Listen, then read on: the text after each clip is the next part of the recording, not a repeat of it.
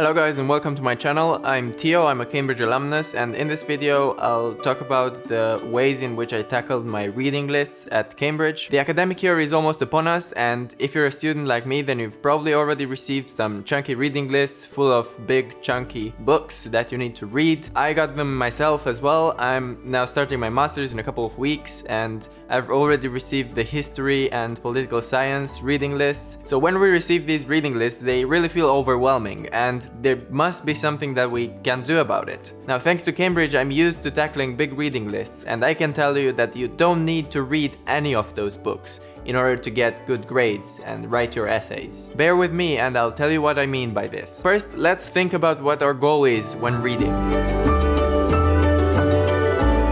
Now, as a disclaimer, I'd like to say from the start that we're talking about reading as research in order to be able to write an essay in an exam or for class. This video will not be about reading for pleasure or reading textbooks that we essentially need to upload to our brains in order to write an exam from them. I'll cover those topics in separate videos. But what I did most at Cambridge was researching from books and journal articles in order to write essays for my supervisions and for the essay-based exams at the end of the year. So that's what we're going to talk about now. Thus, our goal when reading for research is threefold. First, we're looking to get some context over our topic. Usually we get a lot of that in lectures or previous readings from our general knowledge, but depending on the subject matter, you might want to do a bit of this at the beginning. Secondly, we're looking to get acquainted with the arguments that other people have made on the subject matter at hand. This is really important because we want our essays to be relevant and show awareness of what has been said on the topic previously. Thirdly, we might want to look for examples and empirical studies that we could also use to support our argumentation. Now that we've settled on our goals, then it's time to get the first book off the reading list and start reading. Well, actually, no. What we need to do now is settle on our topic questions. If you've got to write an essay, you've probably already been given an essay question from the supervisor or professor. If not, then you have to look for one on your own. That's what I had to do for my dissertation, for example, and for my long essays. So that requires its own research as well. So before starting to read and research, it's a really good idea to have a clear question and a few derivative questions that you can use to guide you in your research and in your reading. By doing this at the beginning, you'll dramatically speed up the pace at which you consume research material, and it will make your life a lot easier. You might be wondering how to find good topic questions for your essays, and we'll have a more in-depth look at this in a separate video. For now, let's assume you've got the topic question. Let's assume that you've been given the topic question already, which usually happens during the first years at university. Well, this is the part where we actually start being smart about the reading itself.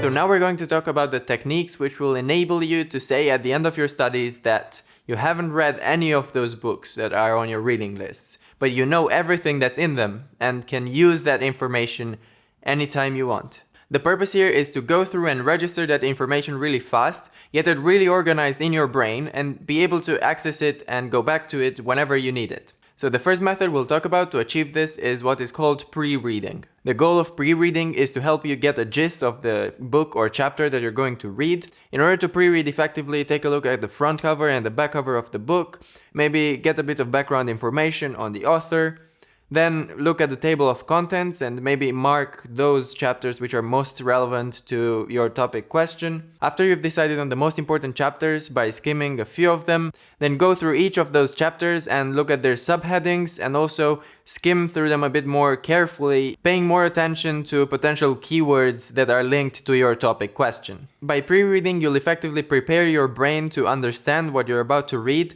and also prime it for absorbing that kind of information.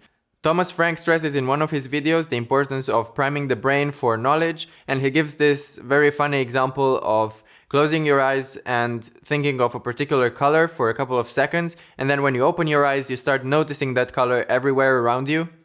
Well, this is kind of how pre-reading should work when you want to dive into a new chapter, a new book, or a new topic. Oh, I just realized I forgot to turn that light on.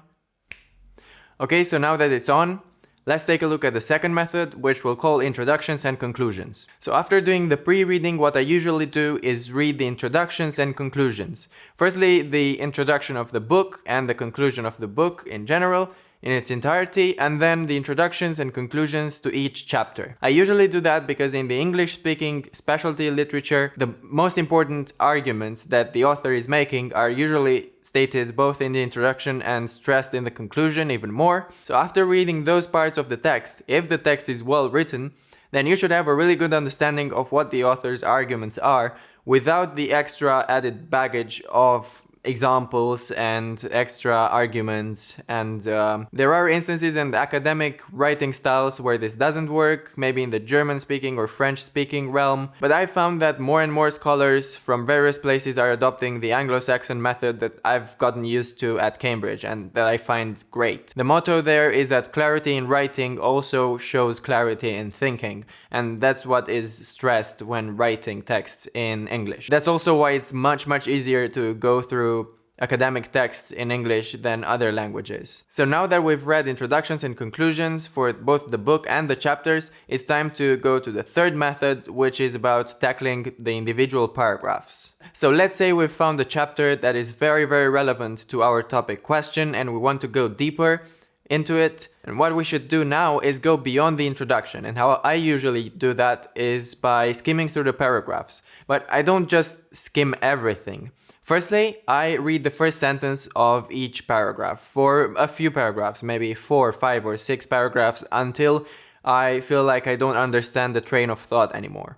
By doing this, I get the gist of each paragraph individually. Perhaps it's best to attentively read the first sentence of the paragraph and then rapidly skim through the rest of it, and then slow down for those parts which are of high interest and which you find most revealing and enlightening. After doing so for the first paragraphs, then go through the next batch of 4 or 5 paragraphs, read the introduction of the paragraph, see where you lose the train of thought, and then go through them again, skim through them, slow down when you find important information or information that is complicated to understand, and continue doing that until the end of the chapter. By doing so, you won't have missed any of the core ideas of the chapter because those are always as thesis statements at the beginning of the paragraphs, and also you'll have avoided vocalizing while reading.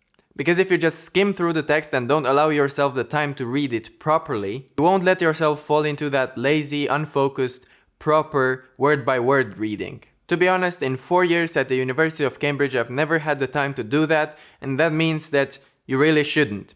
You should find the smart way to go about it, and these methods, they are my smart method of reading. Today's question that you can answer in the comments is: what are your techniques for reading faster and more at university when you're researching for your own essays? Are you using the same methods that I am, or are you using different methods? Share them with the community below so that everyone can profit from that. You can check out this playlist I made right here with more advice that I gathered as a student at the University of Cambridge. Over the next few weeks, I'll make more videos about how to read and research better, so don't forget to subscribe right here. I've also got an ongoing series called Tio's Book Corner, where I distill key concepts from life-changing books, so feel free to check it out down here if you're interested, and apart from that, I'll catch you in my next one.